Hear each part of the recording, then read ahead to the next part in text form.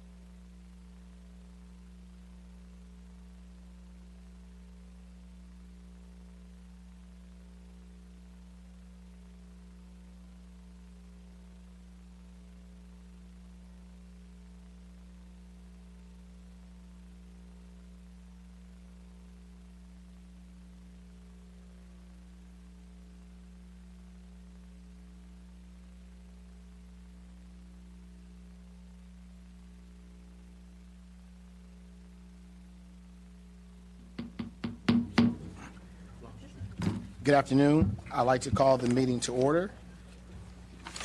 Would everyone please stand and join us in the Pledge of Allegiance? I pledge allegiance to the flag of the United States of America and to the republic for which it stands, one nation, under God, indivisible, with liberty and justice for all.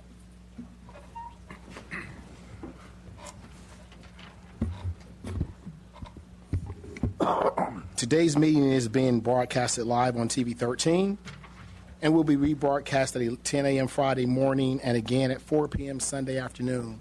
For those who've been watching, we have been muted for a while. We just dedicated this meeting room to Arnold G. King, and that is the reason why we are a little bit late going live on television. So I wanted to let everyone know what happened in that case. Also, we're going to change the agenda just for a moment. There are a few acknowledgments that we would like to make first, so I'm going to turn it over to Mr. King. Thank you, Mr. Chairman. I just wanted to take a few minutes to acknowledge a couple of our staff members. Today was the 2018 City Employee Excellence Awards luncheon at the convention, at the Benton Convention Center. And we had a couple of our employees in Planning and Development Services that were up for awards. We had Brian Wilson, who was up for the Rising Star Award. And we also had Rising Star Award, and we also had Marco Andrade, who was up for the Core Values Award. And I'm pleased to tell you that they both won each of their awards. All right. So I just wanted to take a minute and recognize Brian and Marco for their contributions. Brian, if you know Brian, there he is. He's working, like usual. Brian has been with us for a short time now, but Brian works in our land use administration. He staffs our public counter along with Rob Solomon and Gary Roberts. As you may know, Rob Solomon has been out for an extended time this year, and so Brian has had to do his job and also learn a lot of what Rob does in his position in order to keep that level of customer service where it needs to be. And he has done a fantastic job in doing that. Brian's also been the point person on our electronic plan review system. We told you several years ago we transitioned to electronic plan review. Brian's really the go-to person that has made that a really pleasant process for our development review customers. So really proud to recognize Brian and Marco. Marco was awarded the Core Values Award. Marco, you see two of his works today, the design work and these plans. Marco has really been the go-to person on our staff for design work in both of these plans that you see. In addition to that, Marco has done quite a bit of design work for the county over the past year with their Blues Lake Park plan. His design skills have allowed the county to kind of get a better vision of what that could be as far as a future park, and that's been really helpful to the county. He's also helped out the county with some various projects over at Tanglewood, trying to envision some of the ways that that land can be used and make those projects come to life, and the county has been very appreciative of Marco's skills. I'll say one other thing about Marco. Marco goes above and beyond, working late hours and on the weekends. I came in on a Saturday, and Marco scared me half to death when I turned the corner and there was nobody here, and then Marco was there. So I can attest to that personally. So I just wanted to just take a minute. And in addition, Marco was also recognized for his 30 years of service along with Margaret Bissett. So I just wanted to take a minute and recognize Brian, Marco, and Margaret. And I'll say one last one. When the city does this, they acknowledge folks in different increments, 5, 15, 20 years. We had Rob Solomon acknowledged today for 50 years of service to the city of Winston-Salem. Wow. It was really a great moment. Rob was there in attendance with his family, and he received a standing ovation, and it was a pretty awesome moment. So I just want to take a minute to recognize our staff members for their incredible work they do for this community. Thank you. Very good.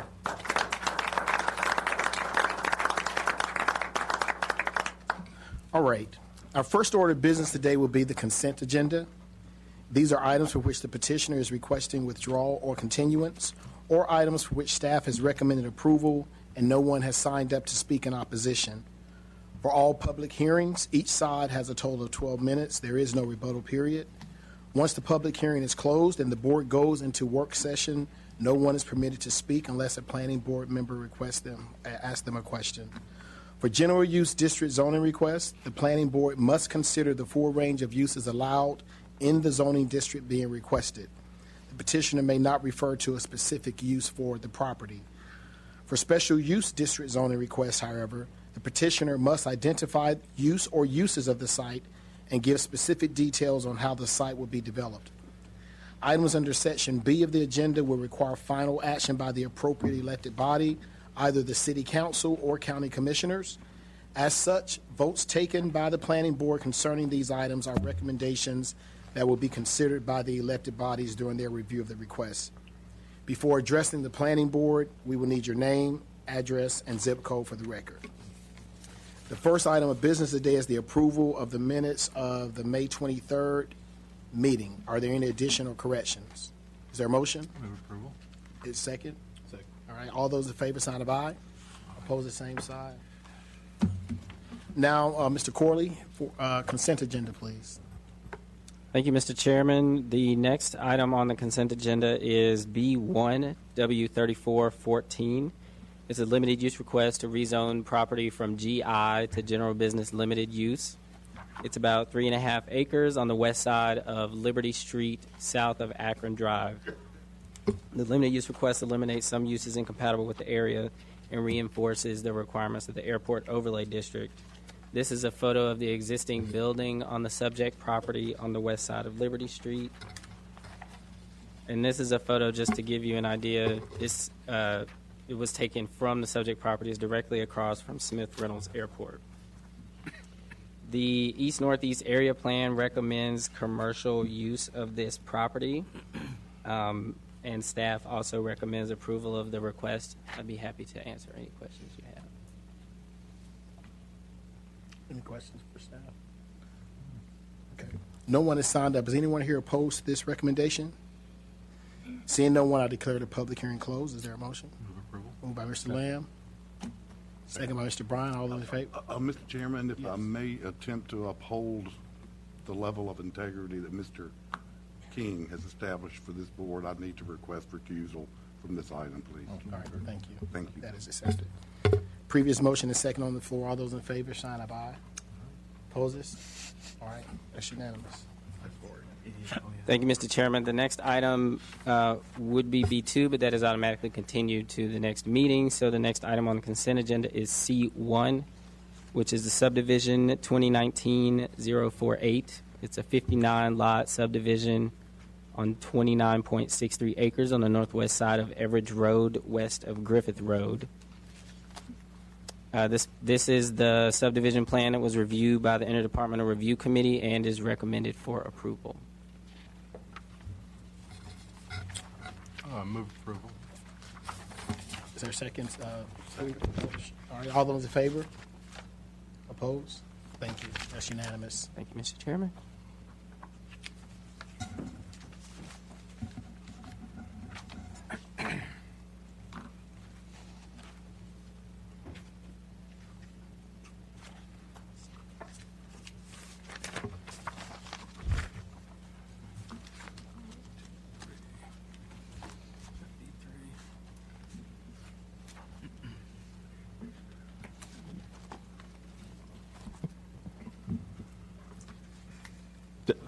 Desmond, let's circle back. We need to go back to B3, Peters Creek Parkway Plan. That'll be the next item we go to.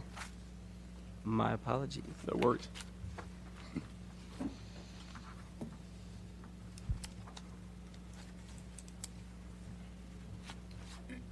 Mr. Chairman, members of the board, today we're having a public hearing about the Peters Creek Parkway Growth Corridor Plan.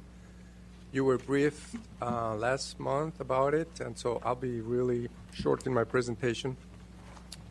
As you remember, and as was explained at the last meeting, you directed us to look at a new series of design-oriented area plans. And so you see the growth corridors, Northern Beltway, as well as the strategic areas. So this is the first one that we have done in terms of growth corridors.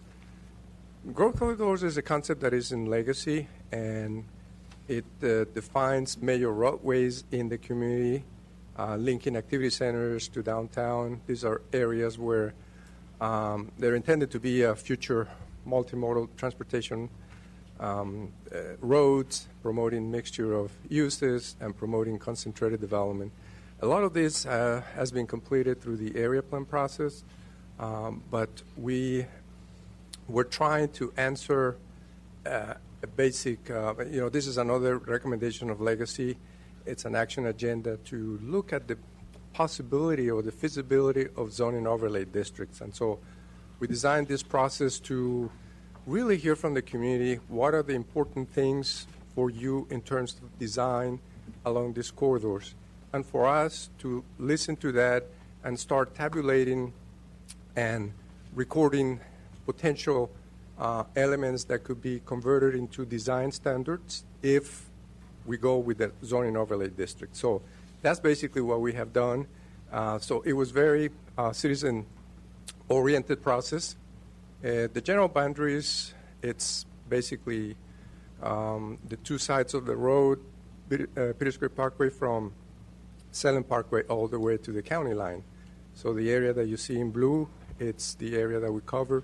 However, we notify a larger area for people who comment, property owners basically, to comment about the future development along Peters Creek Parkway. So as I say, we develop a process. We have 4 community meetings. There was a strong citizen participation throughout the process, and let me take just this opportunity to thank Mr. George Bryan for participating and coming to some of the meetings. We appreciate you being there. To make it easy, and depending on the desires and the wishes of surrounding neighbors, we divided the corridor into 3 sections, north, central, and south. And so citizens gravitated towards the one that they wanted to speak about. And it was, again, a 4-part process where we described the existing character, and then together with the citizens developed the design strategies and applied those to key areas along the corridor to do design visions for those key sites. So for the existing character, we just look at the natural and build features, what's out there, what's the visual character of the road, what type of community, is it urban, is it suburban, and so all of that helped us to get a better idea of what we were dealing with. So with that information, we gave the citizens different options, design options for site layout. Is it urban? Is it suburban? Where is the building located? The lot sizes? How do you access the property? All of that. So there were a wide variety of choices they could look into, and they selected the ones that they wanted to apply for future development. So with that, we selected few key sites, and we asked them, okay, this is what's important to you. Show us what you would like to see develop on these sites, to give us an idea of how those elements could be incorporated into future developments along the corridor. So they gave us that and gave us some basic ideas, and we worked with staff work on developing some design visions, and I'm just going to show you 3 of those. One was the Winston-Salem Shopping Center. It is an urban environment, so buildings closer to the street, breaking up the parking, and emphasizing the entrances and landscaping, what's important. And so we try to convey those wishes into an illustration, a design vision. Then we have the second one, which is north of Lowe's Home Improvement, Peters Creek Parkway, south of Clemensville Road. We did the same type of exercise, and this is a suburban site, so they were more interested in, okay, the buildings don't need to be close to the street, but if there is a new road connecting Clemensville Road with Lumber Lane, how can the buildings be designed, parking location? It was important to them to preserve the creek and maybe have an internal walking trail along that. So again, just showing examples, applying good design principles to come up with the vision. And the last one, it's on Oliver's Crossing. It's a site across from Oliver's Crossing. It's recommended for commercial and multifamily. So we did that. Was important to the citizens. was that it is a suburban site, but they do like the design of the shops at Oliver Crossing, and so trying to replicate that, doing some cross-access easements and locating buildings in a way that they're connected through plazas, and corner plazas are important. So all of that is incorporated into that. So what we did at the end was, okay, these are the basic elements that citizens do consider to be important, and so we got those. Again, this is the first one that we have done.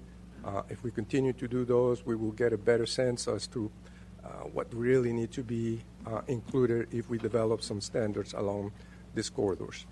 So the next step after this public hearing, there will be public hearings before the City Council as well as the County Commissioners, because there is a section that is within the county jurisdiction.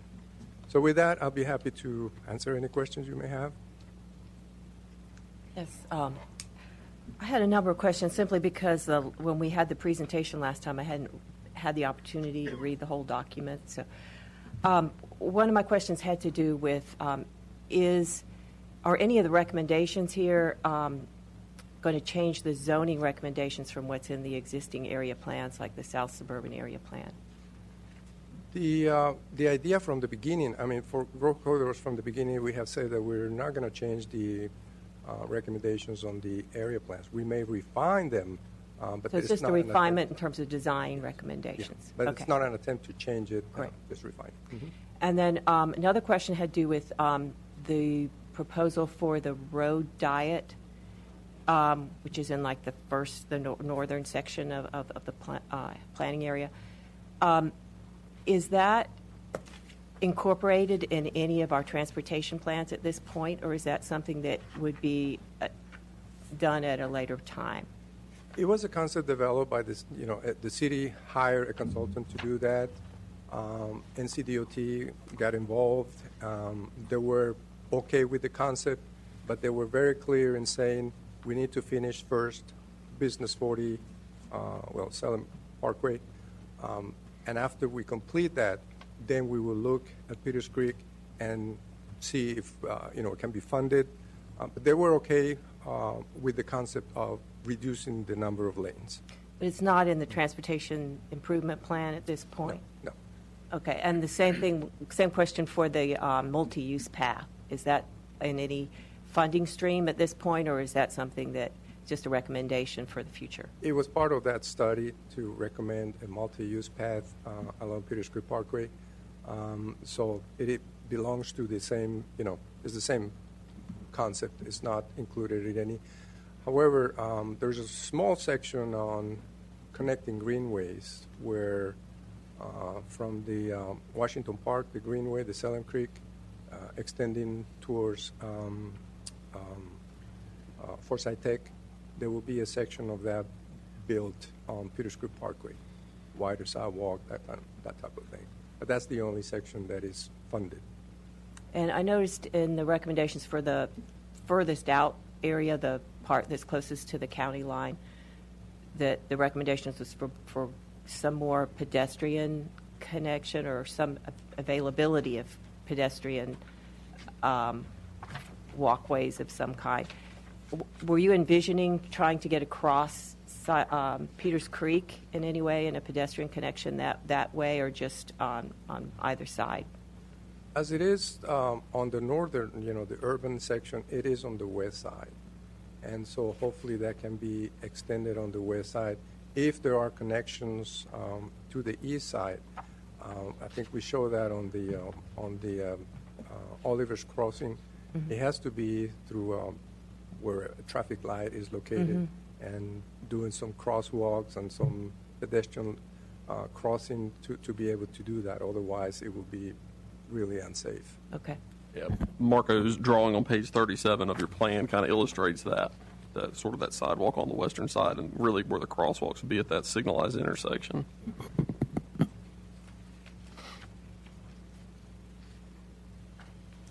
I see where the arrow is. And also, if you go to page 34, if you look at the purple arrows on that plan, it shows where pedestrian connections would be from like the Greenway to those cul-de-sacs on the north side of the creek. Yeah, and that was one of my questions. That green dotted line, is that a greenway, or what is the green dotted line here on that map? On page 34? 34, yeah. Yeah, that is the proposed greenway. Okay. Yes. All right. That answers my question. Thanks. I think that's all I had. Any other questions for staff? All right, thank you. Thank you.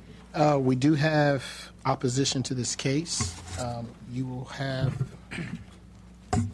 so we have David Mount. If you would please approach the podium and state your name.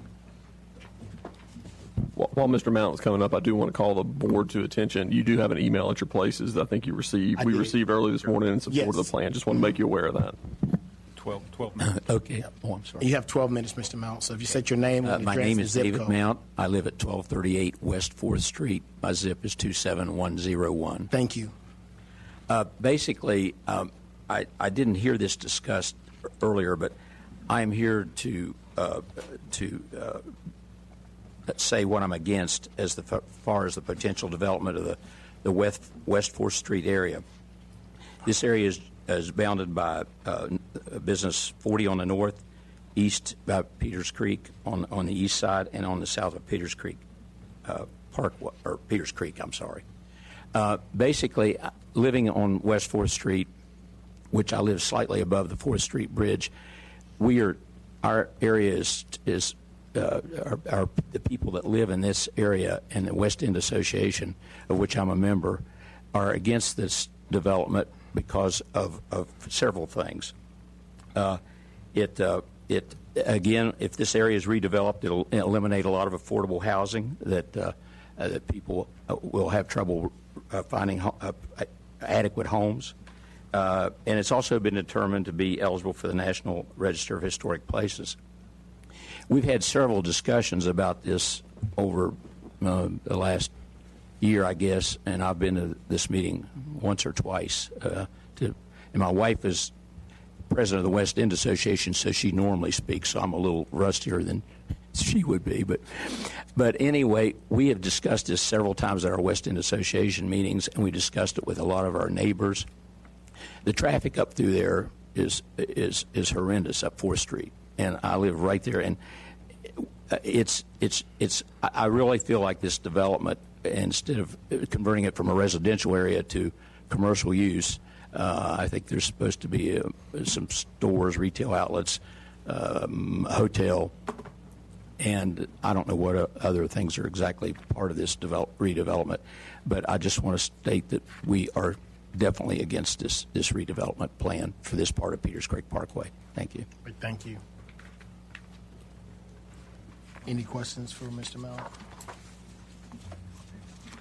Any discussion from the board? Can I clarify a couple points that Mr. Mount raised? I just want to make sure for the planning board and the folks in the audience and anybody who may be watching at home, sort of what this plan is and what this plan isn't. There's no request on the table to change the zoning of the area that Mr. Mount described. We don't have a plan or a request on the table to change that. We discussed this a little bit at the last meeting, and so I want to be very clear. We, as staff, are not proposing to change the zoning nor the recommendations of the area plan for the land use of this area. As we talked about last time, and as Marco kind of reiterated, and we actually kind of call attention to that. Which one? On page 20, I lost my place there. Our staff, we are cognizant. We knew we had 2 rezoning requests that have come through in this area. We know that's a sensitive area. And so we, again, as Marco said, we did not embark on these growth corridor plans to go out and change the zoning that had already been established through long area plan processes. So that is not what this plan is. This plan does not give any additional development rights to anybody that they don't have today before the plan. Really what it is it fleshes out those design concepts like Marco mentioned, and again, we specifically said leave the adopted area plan recommendations in place for this area. What we did say is if planning board or city council wanted to consider something else, it should be done through a charrette that involves an extensive amount of input from the neighborhoods. That's kind of where we left it. So I just want to make sure for anybody that's watching and for the board that we're very clear on that. Great, thank you. Are we ready to discuss this? Yes, I'm going to declare the public hearing closed. All right, so yes, sir. Yeah, I mean, as you all know and has been mentioned, I did attend several of these meetings, and the reason is I travel this area a couple times a day. I think it's one of the most exciting areas in Winston-Salem, connecting, another county right into downtown Winston-Salem. As we've watched the changes of traffic patterns due to the work on what was Business 40, we see the intense traffic on that, and really bringing people into the city to work and to interact. I tell you that personally, I've walked just about every house in that through working on political campaigns down through that area. So I've been able to talk to the neighbors in that area. I'm excited about the diversity of home ownership in that area, as excited in that area as any place in Winston-Salem. The way that people get along, the way that it provides new opportunities for people in Winston-Salem, the way that Peters Creek is used, the variety of restaurants and retail along there, and a good transportation system to reach them for people that don't have cars. I mean, it's when you're sitting around doing planning, you say, this is what we want. Now let's make it a lot better, and I think there are a lot of ideas on the table to make this a lot better. And I sense the excitement of people up and down that. You've got pretty intense residential on both sides of that corridor, which can feed a lot more retail and a lot more businesses. And it isn't just one income level. There's a variety of income levels. And that's, to me, it really puts together the things I like about Winston-Salem. I listened to the mayor talk about his initiatives on affordable housing and on poverty, and I see a lot of what's happening along Peters Creek addressing those, not to mention the least of which is that Shalom project right there at Academy, and the RUCA money that's been spent on West Salem, the mixture of the Latino population and some of whom are non-English speaking and others. I mean, it's all right there in Winston-Salem if you want to look at it and want to be inspired along the way. To speak directly about that wedge of land on West 4th Street, I think we'd been down this road clearly. I received an email from Carolyn Highsmith, who you've got an email from here before the meeting, and she says, George, we tried to change the language on this at our meetings, but we're unsuccessful. And so she is definitely concerned about this area too. I think she spoke to us before when this area was brought up for redevelopment.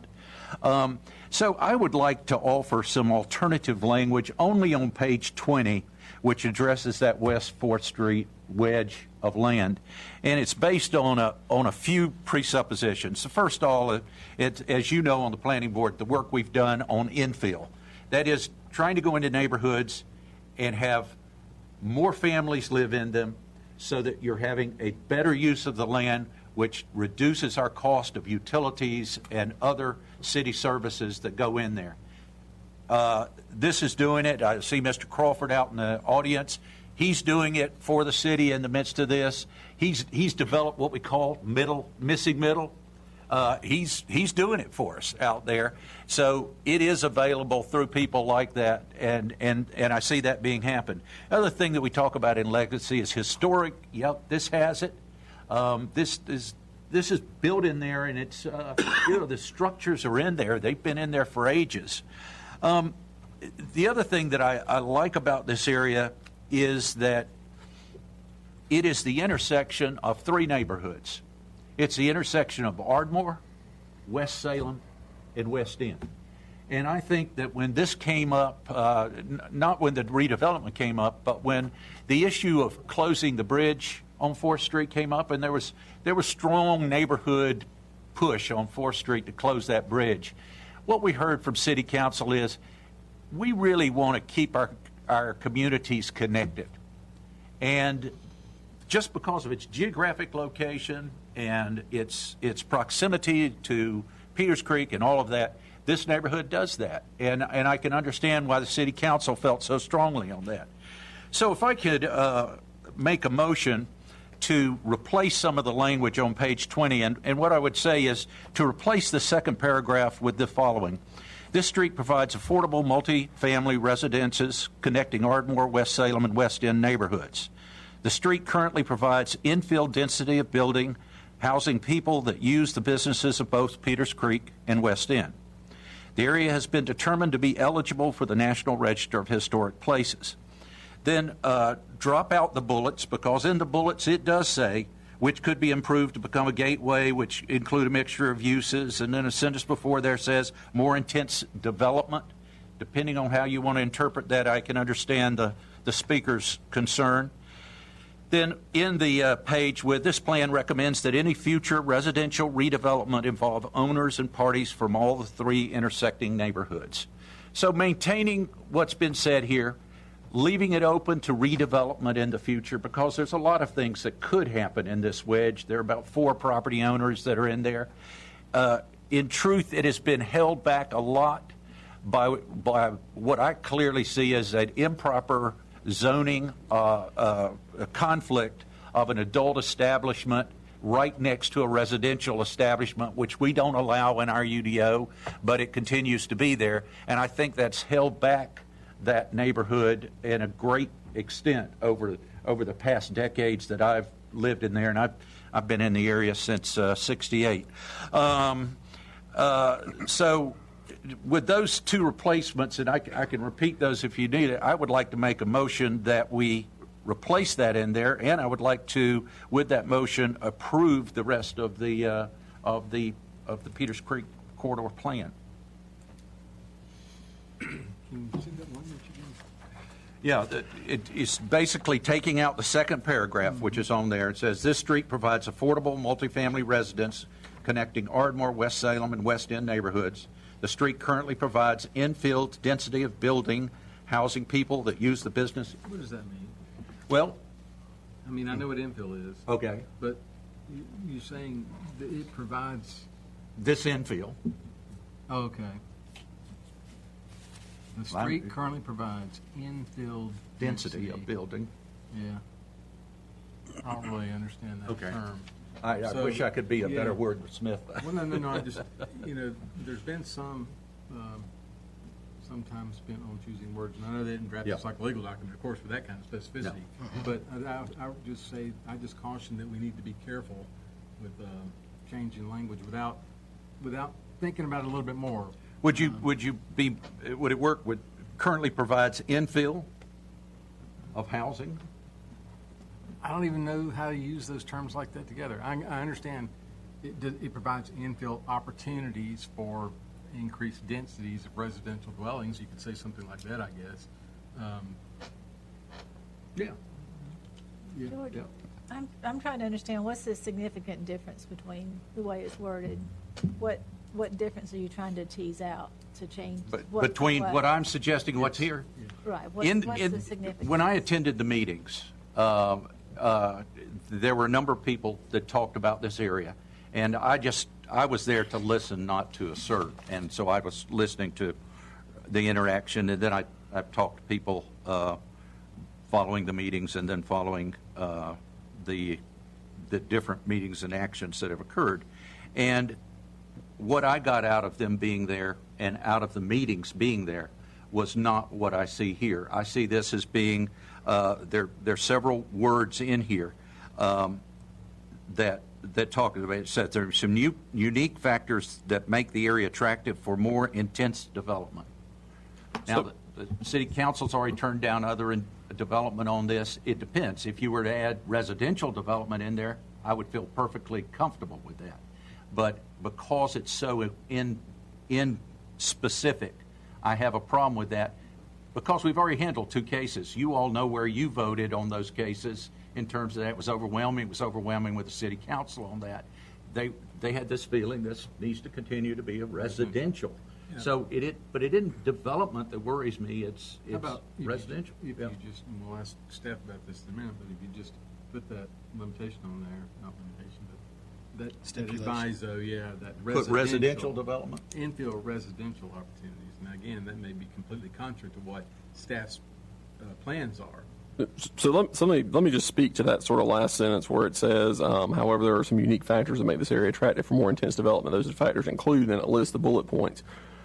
We're not advocating for those bullet points. We're just simply stating facts. That's all we're doing. We're not saying it's got the potential to do this, so do it. We're just simply calling attention to a fact. I mean, so we can take the bullets out. Those factors are still present. That's all we were doing, is just identifying all the facts that we could in that section.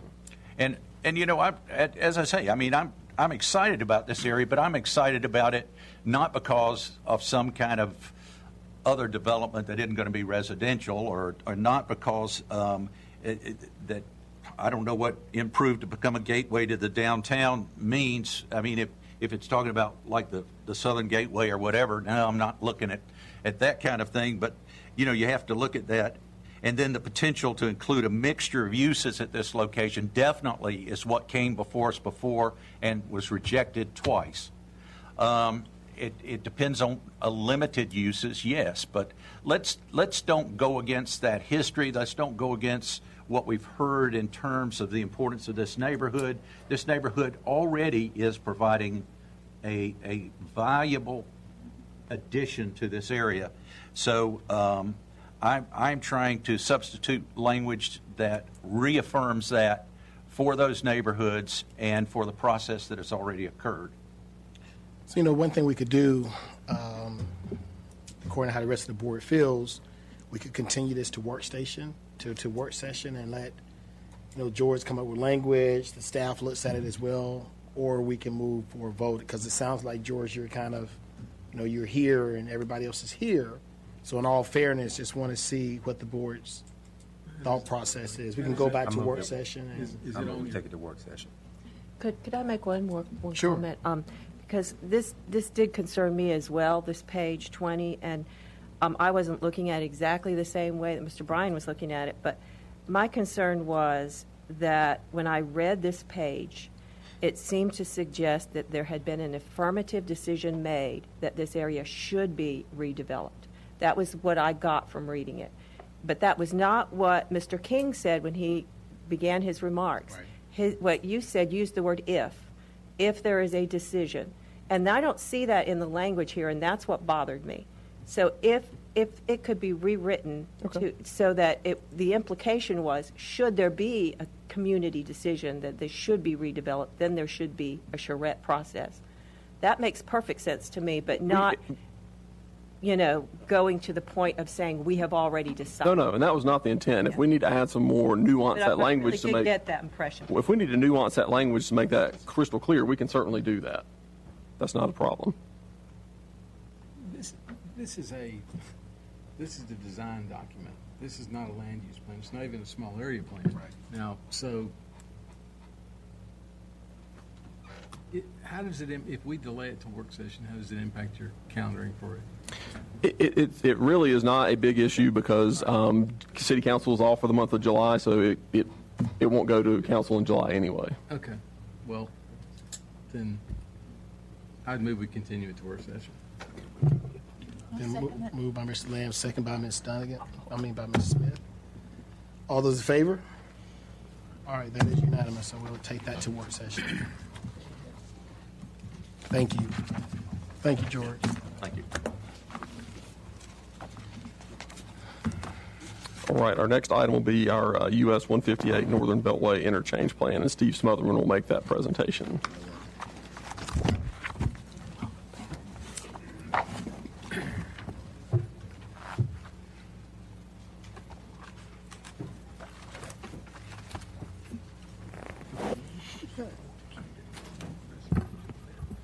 Good evening. I'm going to give a brief summary of the US 158 Northern Beltway Interchange. And this is the first of what will be a few plans at selected interchanges along the Northern Beltway. This map shows where the red dots are interchanges with local streets. There are 12 of those. There are 5 white dots, which means they're interchanges between highways. So you can't get off of that onto a local street. The one that's circled in blue gives you the location of this interchange plan. This map also gives as far as we know, the most recent up-to-date expected deadlines for construction and when that will happen. We are pretty far along in the interchange plan process, which was similar to the Peters Creek Corridor plan. Had a kickoff meeting that went over the existing conditions, a second meeting that went over site planning elements and tried to get people's preferences. A third meeting took those site planning elements, and the citizens helped staff do a couple development concepts which were fleshed out for the drop-in meeting. Well, they reviewed those as well as the draft plan. We had a very large attendance at the first kickoff meeting. We had 120 people there. Wow. Some of it, I think, was due to confusion, thinking that it was a meeting about the interchange or the Beltway interchange itself, which it was not. There was also some rumors that we had indicated for the plan that local government or someone was going to purchase that property, and the answer to that was no. We stressed that very clearly. I think that message was sent by the middle part of the meeting, and then they actually had some very good input as to what they wanted to see in the interchange area. This shows you the boundaries of the interchange plan area. It's shown in green. It's bordered by the Beltway to the north, by properties along Old Blues Creek Road, approximately 1,200, 1,500 feet west of US 158. That's on the western boundary. Southern boundary is an existing Morris Farm subdivision, and then follows nearby properties to Walkertown Guthrie Road, which is the eastern boundary.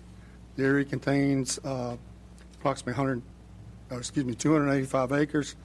The areas that's in gray within the study area are within the jurisdiction of Walkertown, and the area that is in white is within Forsyth County's planning and zoning jurisdiction.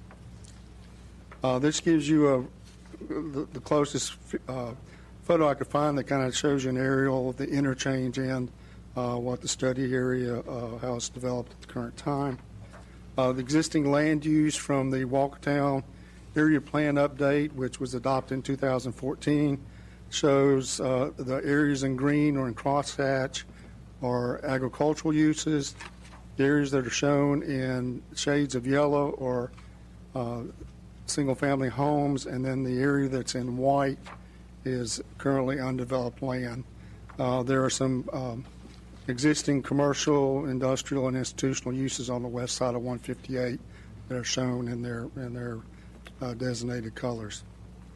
The proposed land use from the Walkertown area plan update shows the majority of this area for single-family residential, which is yellow. It does show an activity center, the Old Blues Creek Activity Center, which is in the center. The upper part is shown in red for commercial. That's closest to 158.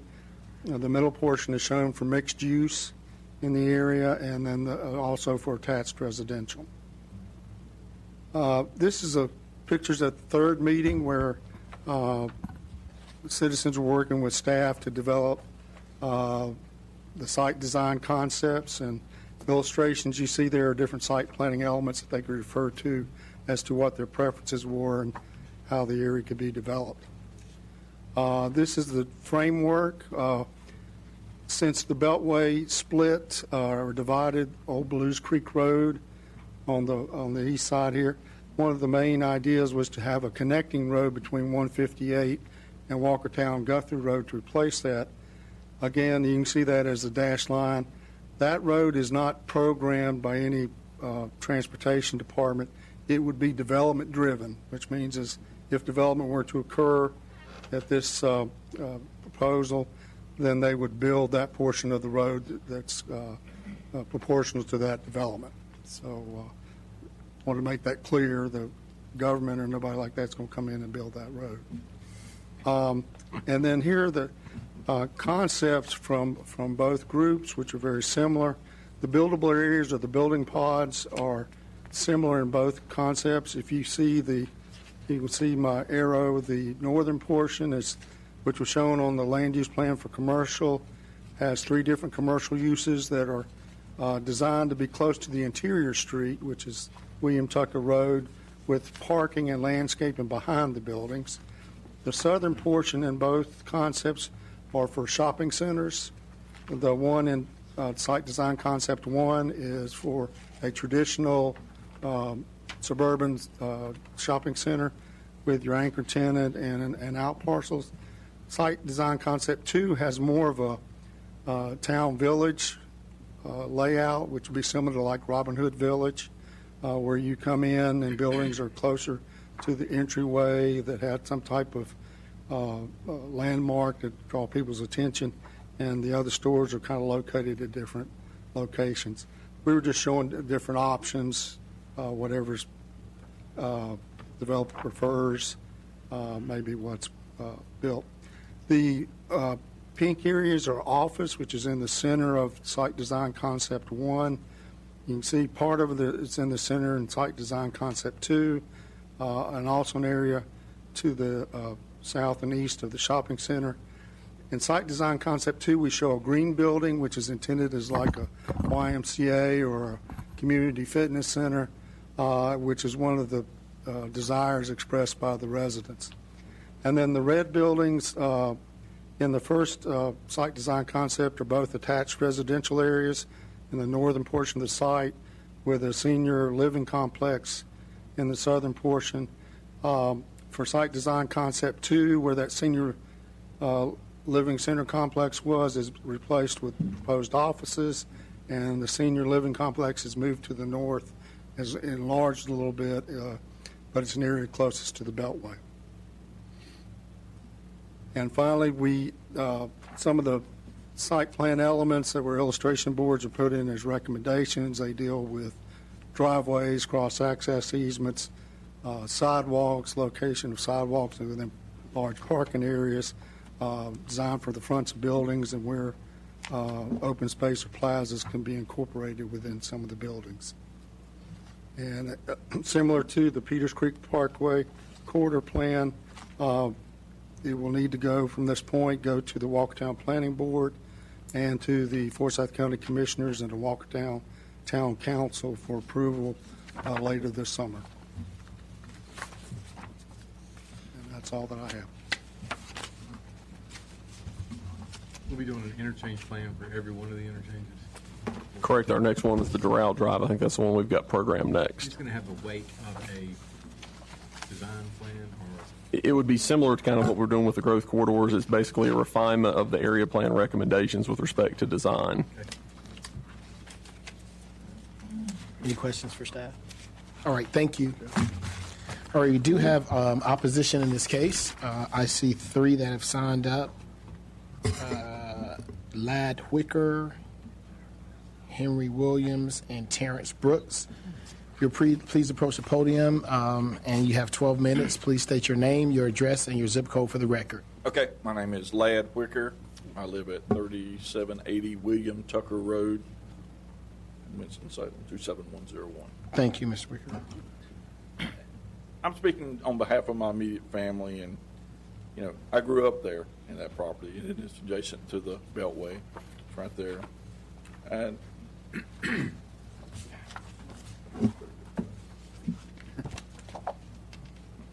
yeah, my family owns a large amount of the land there off William Tucker Road on both sides of the interchange and around the interchange. And this land has been in our family for many, many years. My parents, myself, my parents, my grandparents. It's my wish that it would stay in the family and it would stay being used as it's been for many years. And I understand growth and I understand this Beltway. Dealt with it quite a bit with my grandparents and my parents and my aunts and uncles, all the family land there. Our family's resisted selling this property for many, many years. From people wishing to build and buy the land for housing developments, other business uses for many years down 158. Ever since I was a small kid, I heard about that. And, ironically, paying taxes and living within our means of my grandparents and being very frugal, this has made this a good place for a beltway, which is not something that's very popular with me, obviously. I'd like for my children to have the opportunity to live there and use that land and have a place to play in a rural area as it was as I grew up. Now, I know it's right beside a large interstate, but seeing a YMCA or seeing other things there on the ground where you grew up and where you saw, you just saw yourself and your family grow up, that's it's very difficult for me, so I wanted to speak in opposition to this plan. Being able to raise a garden or walk out in front of the house and not be right in the back of a business or something there is very, very troubling to me. And again, I know we talked about some of the misconceptions in the beginning, and I was one of those who was misconceived about what was really going on with those first meetings. There was a ton of people at the library. You could stand in room only. And I think that was cleared up. But, when that road came through there, a lot of people were forced to sell some property that they didn't have to. And it meant going through things they never intended going through. And I speak specifically about that with attorneys and other people that had to get involved due to what they were offered for land and this and that. And it was very ugly. It was not something, it brought things out in people that I'd never seen. I grew up with these people since I was a kid. So it shouldn't have had to happen that way. It did. It's business. I'm not in favor of being forced to sell any of our property for development of the plan. Thank you. I think it's worth commenting, Mr. Wicker, if you don't mind. This is an interchange plan. It is not a rezoning. It's not even a small area plan. And unlike a condemnation, which is what you were describing, yes, there's no one has to sell. I understand. Okay, so there's just guidelines for what could occur to the property if it fits within the community's and the developer's vision if people choose to sell property. That's what it is. Thank A you. little over 9 minutes. All right. My name is Henry Jeffrey Williams III. I'm a resident. My resident is 4705 Kelly's Trail. I just moved to the area, been there about a year. The reason why... Your zip code, please. Zip code is 27101. Thank you. The reason why I was opposed and against the planning of this US 158 is because there's a road, Old Blues Creek Road, and there's traffic that needs to turn around because they won't be able to make a left turn. So they're going to have to come out, turn right, and then go to a turnaround and make a left turn. Well, this turnaround is going to be in my backyard. So in the plans, when I sat down and spoke to one of the project managers that was on the project, they gave me a print, but there's going to be a turnaround that they're going to turn around in my backyard. And the reason why I didn't want it is because my kids, I have 3 kids, and they play in my backyard. And I feel like it's going to be unsafe. So we try to, think about some safety measures to keep cars from, jumping the curb and coming into my backyard. And they really haven't, I don't think, thought about safety of the residents in that area. But at the same time, we also had an issue with sound. Now, we told them to do a sound measurement. And the first thing I've ever heard about the sound measurement that it wasn't that loud, and they had to do a second sound measurement. So I do know that we have tractor trailers that come through there, which are very loud. And they measure these sounds, as you may know, in decibel. So at 66 decibel, I guess that would be like almost a regular conversation. So tractor trailers is probably at 80 or 90 decibel. So I know there's been a couple of times I've heard tractor trailers come in, and when they brake, they make this loud roaring sound. I hear that about 5 o'clock in the morning. So now they talk about expanding from the 2-lane to a 4-lane, which is going to cause more traffic, which will probably be more tractor trailers coming through there braking.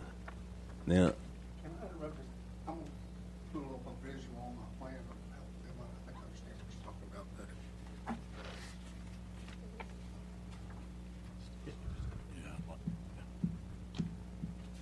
All right. He is talking about, if I'm correct, correct me if I'm wrong, about there is an upcoming widening of US 158 from 2 lanes to 4 lanes from Business 40 to just past Old Hollow Road or NC 66. That's scheduled.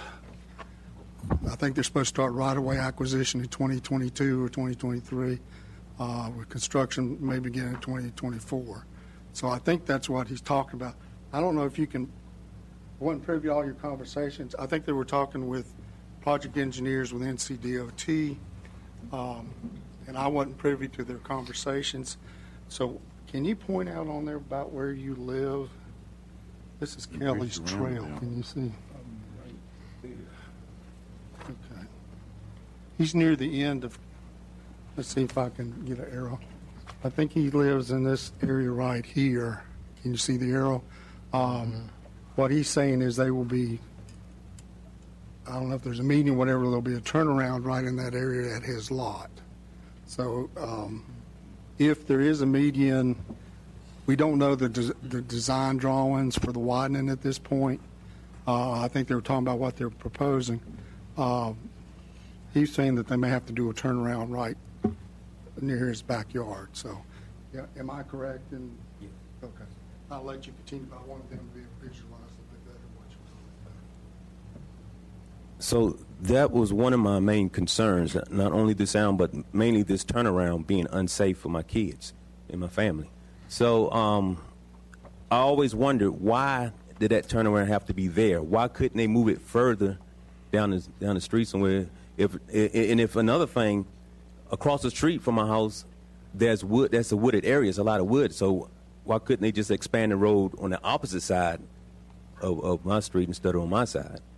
So that's one of the concerns that I had.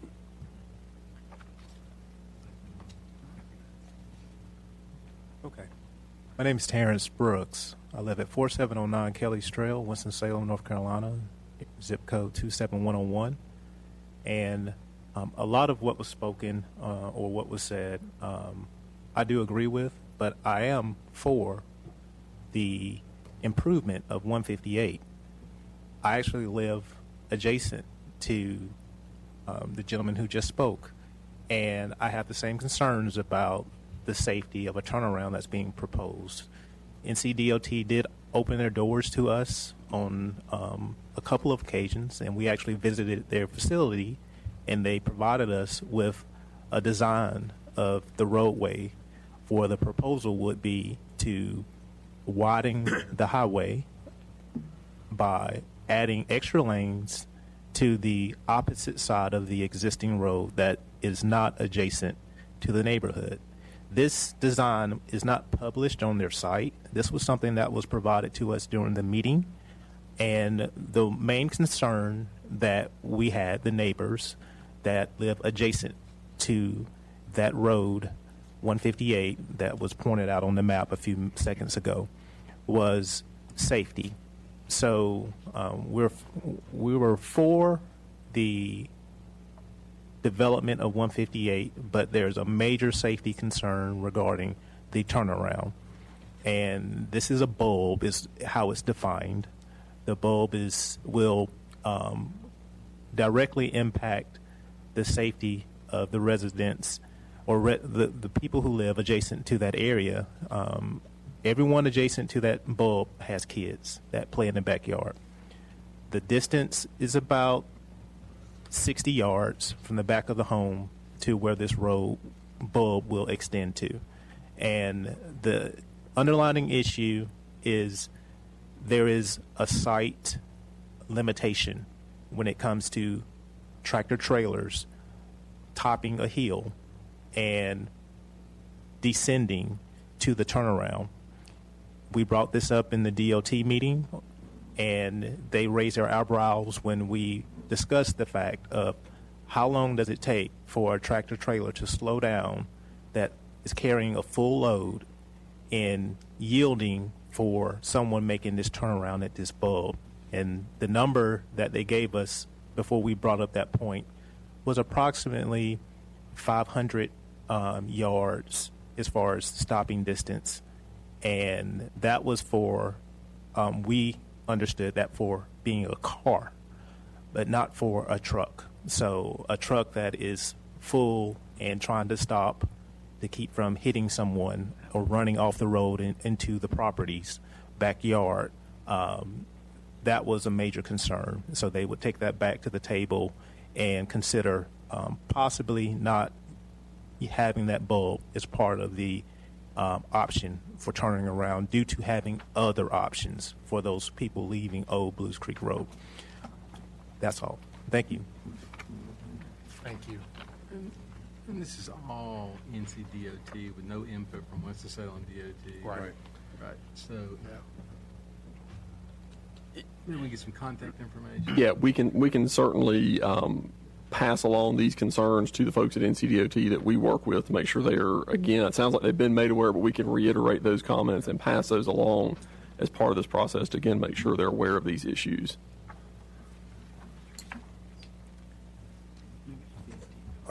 I just want to be sure you probably aren't clear about, I guess there's going to be a median, so the bulb is meant to help people make a U-turn to get to wherever they need to go. So I will certainly be in touch with NCDOT, and I don't know if there's drawings will be made public or not, but I'll try to find out what we. Right, but just to be clear and just to reiterate, the improvements to the US 158 corridor, that's outside the scope of the plan that we are talking about today. We're wholly looking at a land use plan for this interchange and what could happen there. It's not even within the study area, and the information that the last two gentlemen that spoke on would be better suited directed to NCDOT. And again, we'll make sure we get them that contact information, but that's not a land use consideration per se of this plan. Okay. Thank you for that clarification. Is there any other opposition? How much time is left? 3 minutes. 3 minutes. Anyone else? Yes, ma'am. Again, if you would state your name, address, and zip code for the record. Natalie Harding, 4681 Kelly's Trail Court, Winston-Salem, North Carolina. And I just want to point to this little area right here. Our property backs up to this property, to this line, and we just want to make sure that whatever type of development in this area does not impact our property. We do not want, if there's anything, we don't want anything back here. It says mixed use, I heard that term used, but no, not mixed use, not a walking trail, not a park, not anything, because that area would have to be maintained. And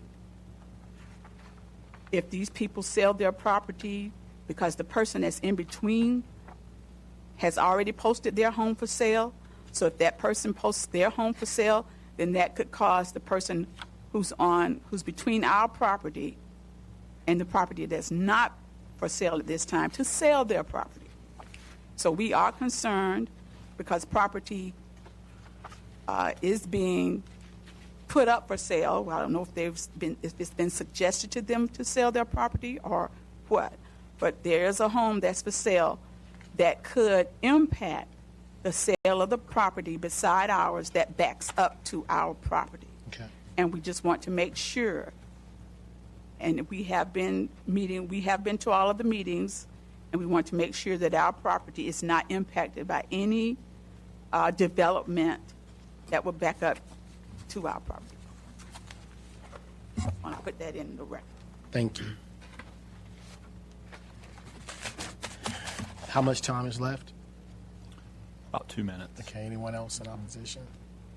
All right, seeing none, I declare the public hearing closed. Discussion from our end. Mr. King, did you have something? I just want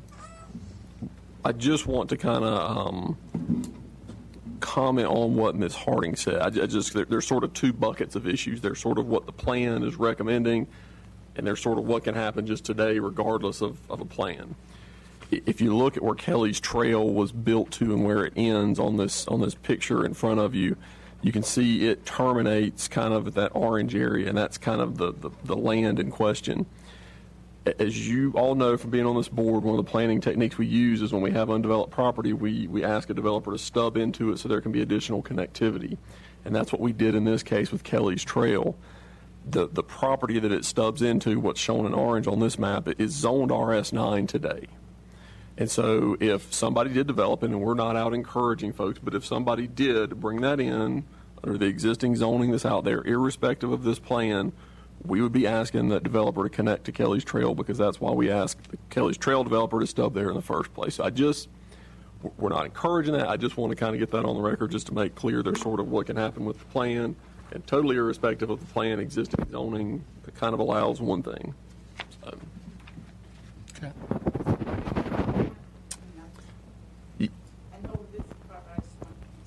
Sure, absolutely.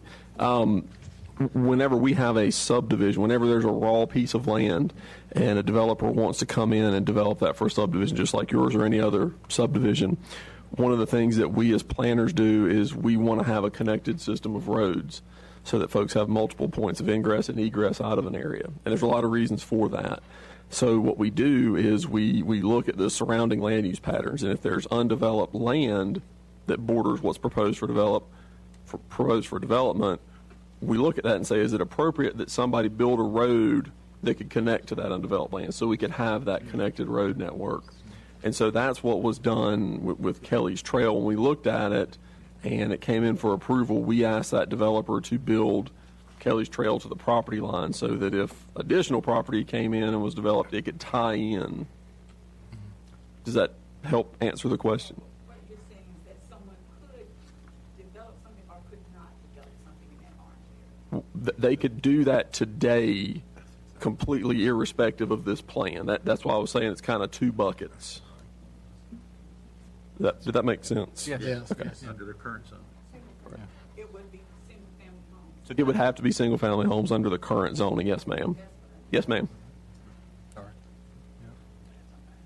And you've got low density on this interchange plan scheduled for orange, I think is what. The low density attached is what the area plan recommends. And again, that's kind of the area plan. That's not really. Right. And just for clarification to the three gentlemen, your points were noted, and I heard city staff say they will follow up with NCDOT on that. All right. Is anyone ready for a motion or I have question? some questions. Yes. I guess I was going to ask Mr. Smotherman. Steve. I'm sorry. Sorry, I had a question for you, Steve. It has to do with how you chose the study area, because it doesn't incorporate the whole interchange, and that was just a question I had as to why it was limited in that way. We focused on the southeastern quadrant. The northern portion is pretty much in Walkertown, and it's not very evident from the map you see there, but both of those areas are almost fully developed with single-family subdivisions. There's only a small 3 or 4 acres left in each one of them. So we decided just to leave that alone. The southwest corner may develop with something else, but it also has a floodplain running through it, and actually the road grade is up above the property now. So somebody built something, it'd be a little bit below grade. Somebody could come in and want to do rezoning for a single-use office or commercial, but we felt it best at this time just to leave that shown for single-family residential and see what happens on the southeast quadrant before we try to spread anywhere else. Okay, thank you. If you look at the image on page 19 of your book, it shows kind of the environmental constraints, especially on that piece on the opposite side of US 158 from the study area. And then I had another question, maybe for Mr. King, and it's really related to the larger process of planning for these interchanges. So from what I understand, and I don't think I fully understood this until today, that you're focusing on design as opposed to land rezoning changes like you would do in an area plan. Correct. And I'm just wondering, I mean, I can see this area has already had an area plan that dealt with the planning that took into consideration the fact that a beltway would be going through there. There are other areas further up where that is not the case. So I'm just wondering, are we going to stick to that as we go forward in all the plans, or will we need to look specifically at zoning recommendations as we go forward? It's probably a case-by-case basis is my best answer for you. Certainly in areas where we have existing land use, existing area plans that have proposed land use recommendations for you, we certainly want to adhere to those. That's been our plan all along.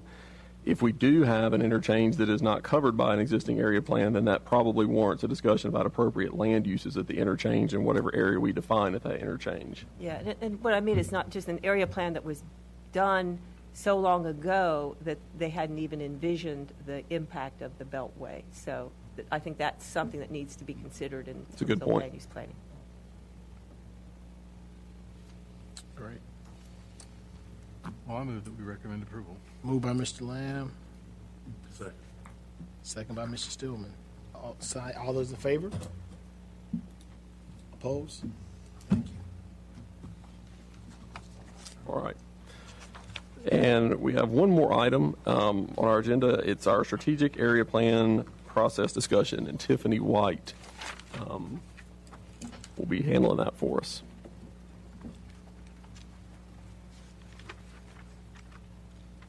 Good evening, everyone. Good evening, Tiffany.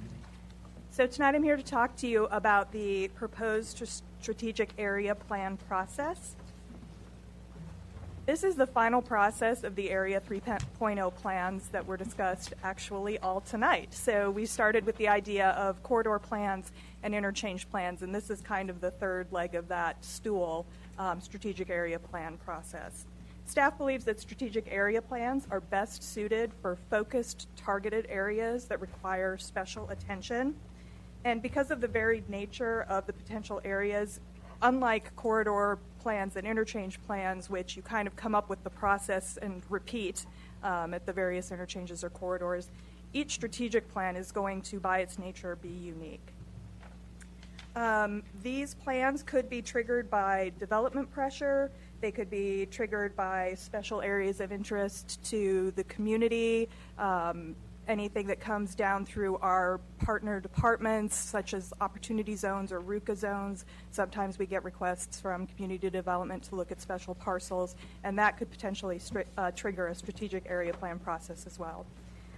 The process outlined in the report that you received is a general guide for preparing these plans. But again, because of how varied these could potentially be, some of the timing may change, some of the steps may overlap or be omitted.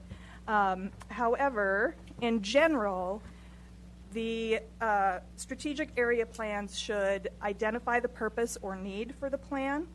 That is this the best process for dealing with this particular area? It could be, as we evaluate these areas, it doesn't rise to the level of needing a strategic area plan. It could be handled by just a rezoning or a conversation.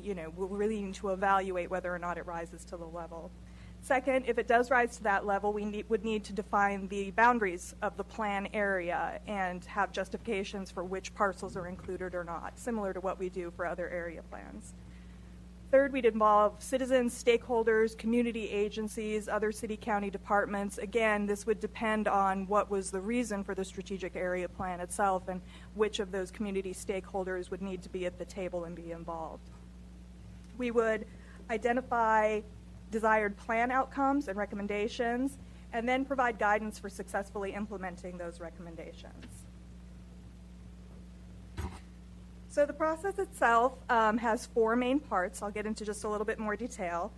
First is to define the purpose and process of the strategic area plan. As I mentioned before, corridor plans and interchange plans had clear objectives with clear boundaries. We already knew where our growth corridors were from legacy. We know where the interchanges are going to be from all of the Beltline work. These strategic area plans are going to be a little bit more varied and nebulous. So identifying what we're talking about from the beginning is going to take a lot of thought and planning.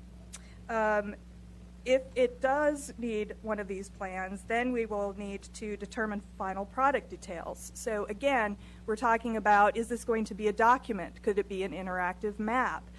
Could it be an economic study? Again, if we're working with another department, what is that kind of final product that would be the best outcome for this process? We would develop a process for public outreach and input, obviously peppered throughout the plan. And I think specifically with these strategic area plans, this might be an opportunity for us to be really innovative about what our public outreach looks like. Again, could it be, a one-day charrette? Would we use internet interface more heavily? These would be things that would be developed as we look at the process. And then we'd have to decide on workflow and staffing. So who's going to lead from staff this process? Who are our stakeholders that we would bring into the team? And what does the actual workflow process look like moving forward? Second would be to establish a planned timeline. Again, with corridor and interchange studies, at the outset of this project, we were able to kind of determine what the timeline would be. It would take 4 months, 6 months, here's where all the meetings would be. Each strategic area plan will have its own specific timeline based on what the parameters of it will be. However, in general, these plans are meant to be completed in a single fiscal year. It might be that the first one we take on takes 6 months, and then the next area that we look at would take 9 months, and the third would take 5 months. It's really going to depend on what the scope of each plan will be. But as I mentioned before, unique to these plans, there's probably going to be more time spent on project development on each of them rather than the actual document production or implementation, simply because we're going to have to each time define the parameters and the timeline and the public engagement. We won't be able to do all that work at the beginning and continue for several processes. Once all that's in place, we finally get to the point where we'll be able to assess existing conditions. And this will be a similar process to most of our other area plans, where we collect data on existing parcels, transportation information, utilities, services, all of those things to look at what we're working with right now. And again, including other departments and citizens about what we have on the ground before we look forward. Finally, we develop recommendations and a schedule of implementation. And here again, citizen and stakeholder involvement in determining these recommendations will be imperative, because we want the citizens to have buy-in and really have a lead on what the recommendations should be for these specific areas. And then we'd want to prioritize the recommendations that can be easily and quickly implemented to create enthusiasm for the project so people can see the work we're doing on the ground. So our next step, staff will recommend a potential strategic area plan locations to the planning board for consideration during our annual work program development, similar to how we recommend different corridors and interchange studies. Depending on the scope of the plan, staff may have the planning board review the process defined for a specific strategic area plan. If it were a particularly complicated or large area, we might come back to you and say, these are the steps as we've defined them. And our first potential strategic area plan will be recommended as part of the 2019-2020 work program that I think that you'll be seeing relatively soon. So with that, I'm open to questions. Will these carry more weight than an area plan? Since they're more focused, they're working probably, presumably, on a smaller physical chunk of land. And with that, what's the main difference between the... I wouldn't say more weight. I will give you an example, and Tiffany alluded to this, and we actually have one on the work program that we'll be bringing to you, and I think I've alluded to it before. It's really looking at Smith Reynolds Airport and possible synergies or linkages to WFIQ in downtown and then further north back to Whitaker Park, to try to really capitalize on sort of those opportunities we have in our community. So really looking at transportation improvements that could make that better. What are the real, what are the issues that could improve on some of those? So that's, again, as Tiffany kind of alluded to, each one is going to be special and unique to itself. And so that's going to be part of that process when we sit down around the table to start that process, is to kind of figure out where we're going with it. So it's, I wouldn't say it carries more weight than an area plan. The reason I mention is because 9 times out of 10, I think our area plans work really well for us, but it's that 10% where we've got to have some flexibility. A great example is these live work concept just hadn't worked very well for us yet. I love it. I think it's great.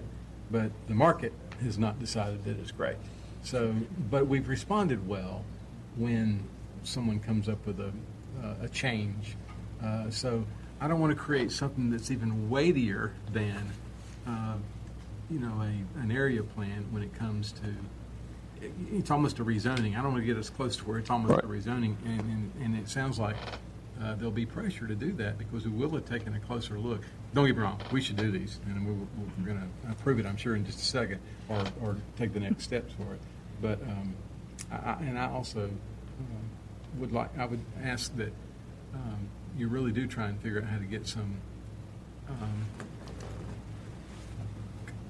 practical commercial development and residential development stakeholders involved in that process as much as you can, so we can try and get some of that market data input. I would certainly like to echo that request. Thank you. Yep. I think when we were initially considering what these might look like, it's kind of hard to conceptualize something that's a moving target that could change with every plan.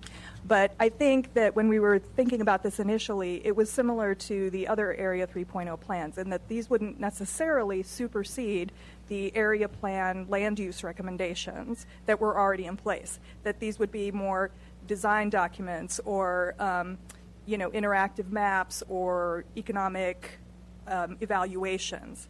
Having said that, if, as we're going through the plan, it becomes clear that, something's happening here, I don't think that we'd necessarily take the idea of examining land use off the table, but I don't think that is the goal of any of these, to supersede any of the land use. Tiffany, would it be fair to think of them as sort of a done-ahead research and evaluation of what's going on in an area? So then when an opportunity comes up or there's some discussion, you've already got that legwork done to help you decide what's going to happen? I think it could be both, and certainly there are some areas that we know from frequent conversations, community conversations, planning conversations that are kind of hot areas for whatever reason. And I think perhaps doing some initial research into that just to be prepared would be a smart thing to do. However, there could also be things that come up that are indicated by council, by citizens, by our community partners that hadn't been on our radar. And that would be much more of a once that's in place, doing the research then. So I think it's both and. Like we've known for a while that the airport area has been an area that's been kind of rising to the top here. And so I think that's how we knew something was going to need to be done there. So I think it'll be both of those things. And I do think we should be sensitive in selecting these areas to making sure that certain areas don't fall through the cracks, areas that don't have advocates that are really loudly advocating for them. And that because with the plan that we had before, the 3.0, we were covering equally all parts. Everybody got their chance. That's fair. And so I don't want to see some areas get neglected because they don't have loud enough advocates, so that we should be thinking about that, be sensitive to that issue, I think. Great. Well, most of these be something along the lines of a problem that we're trying to solve. We're always trying to do that. Are they going to be distressed areas primarily that we're going to be looking at, or are they going to be real hot economic beehive areas? What do you? I don't know that there's a sort of a cookie cutter, definition that encompasses these. These are really more kind of a catch-all. It could be an area that does need some reinvestment. Mm-hmm. It could be an area that's experiencing more growth than what we are anticipating. It could be a hot area. It could be an area that the development character is changing. I mean, there's not one size fits all. It could be any of the above, but the point's well taken that we need to make sure we give some thought to all areas of the city and the county when we look at these. So, do you need? What is this? Is this a briefing or is that another? Just information. Having lived a delightful professional life as a bureaucrat in the past, let me say that I remember writing and recommending many, many new regulations that conflicted with the old ones or didn't recognize the coordination that was needed between a lot of related stuff on the books. I want to really encourage us to take that into consideration. We have legacy, we have area plans, we're going to have corridor plans, we're going to have strategic area plans. Somebody's got to put a Band-Aid around all of it so it makes sense at the end of the day for people to actually use and help you implement. Yeah, exactly. And thank you. That was one of the points, when we're looking at what are all of the parameters around this certain area, there are areas existing now that have an area plan. They're in an overlay district. They have RUCA money going to them. And being able to, as we're coordinating, if we're looking at this for a strategic area plan, what are all the things that are already there? What's already moving? I told someone once it sounded like what they were saying was indicative of someone with a split personality, and he said, "We agree." Yeah, let's get a uniform personality. Thank you. So do we need to take action on this, or this No, is just discussion, just to bring the board up to speed on how we want to approach this. All right. Yep. Thank you, Ms. White. So staff report. Great. Just a few things. I'll turn it over to Desmond to give you a preview of your caseload for July. July has 5 items, 5 zoning items on the agenda, 2 of which are site plan amendments, and 1 of those is in the county. Thank you. Next item. We have spent a lot of time drafting and getting our 1920 work program put together. We spent a lot of time as staff discussing that. We got it to a point where we're comfortable with it. We've vetted that with both of the managers to get their input on that, so we've incorporated that as well, and we'll be putting some finishing touches on that. We will be bringing that to you at your June work session for discussion. We'll send it out to you probably the Friday before in advance, so you'll have it in hand, but we'll be prepared to discuss that at your June work session. So, and I'll just mention one other reminder at your July public hearing meeting. As you know, per your bylaws, that'll be a meeting where you're going to elect your chair and vice chair for the upcoming year. So just a reminder on that. And that's all I've got. All right. Can we go ahead and start campaigning for? Is there anything else for the good of the order? This is our first official meeting in the Arnold G. King public meeting room. Okay, then we have a motion to adjourn from the Arnold G. King room. Thank you. Very nice meeting. Good meeting. 6 o'clock. Yeah. Well, say, I mean, if it ain't going on, I definitely. Yeah. I don't know. Mr. Hicks. Mr.